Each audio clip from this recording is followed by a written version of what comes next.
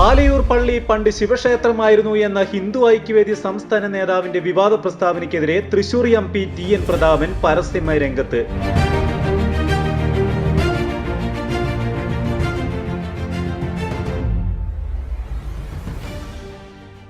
തന്റെ FB പേജിലാണ് ഹിന്ദു ഐക്യവേദി നേതാവ് RV ബാബുവിനെതിരെ അദ്ദേഹം പ്രതികരിച്ചത്.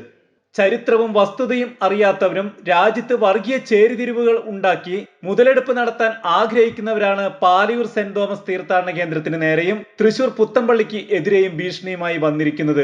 ഇന്ത്യയിൽ ക്രിസ്തുമതത്തിന് 2000 വർഷത്തിന്റെ ചരിത്രമുണ്ട്. ഭാരത അപ്പസ്തോലനായ മാർ തോമസ് ശ്ലീഹ കേരളത്തിലെത്തിയത് AD 52-ലാണ്. ആ കാലം മുതൽ ക്രിസ്തുമതത്തിന്റെ വ്യാപനം ഇന്ത്യയിൽ ഉണ്ടായിട്ടുണ്ട്. ഇന്ത്യയിലെത്തിയ വിശ്വമതങ്ങൾക്ക് എല്ലാ സൗകര്യവും ചെയ്തു കൊടുത്ത മഹത്തായ ഒരു പാരമ്പര്യമാണ് കേരളത്തിന്റേത്.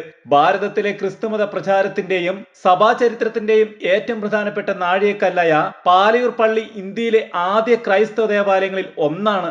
വിശുദ്ധ തോമസ് ശ്ലീഹ നിർമ്മിച്ച ഈ പള്ളി 2 സഹസ്രാബ്ദത്തോളം പഴക്കമുള്ള ഒരു ചരിത്രത്തിന്റെ പാവനമായ സ്മാരകം കൂടിയാണ്. അതുപോലെ നൂറ്റാണ്ടുകളുടെ പഴക്കവും പാരമ്പര്യമുള്ള മറ്റൊരു പ്രസ്തുത ദേവാലയമാണ് പരിശുദ്ധ വ്യാകുല മാതാവിന്റെ പള്ളി. പുത്തമ്പള്ളി എന്നറിയപ്പെടുന്ന ഈ ദേവാലയം വലിപ്പത്തിലും ശില്പ വൈശിഷ്ട്യത്താലും ഇന്ത്യയിലെ മറ്റ് പള്ളികൾക്കിടയിൽ അഗ്രമസ്ഥാനമുള്ള ദേവാലയമാണ്. ക്രൈസ്തവ വിശ്വാസികൾ ഈ ദേവാലയങ്ങൾക്ക് നേരെ ഭീഷണിയുമായി വരുന്നവരെ തൃശ്ശൂരിൽ മാത്രമല്ല കേരളത്തിന്റെ 4 അതിർത്തി തന്നെ കടക്കാൻ അനുവദിക്കില്ല.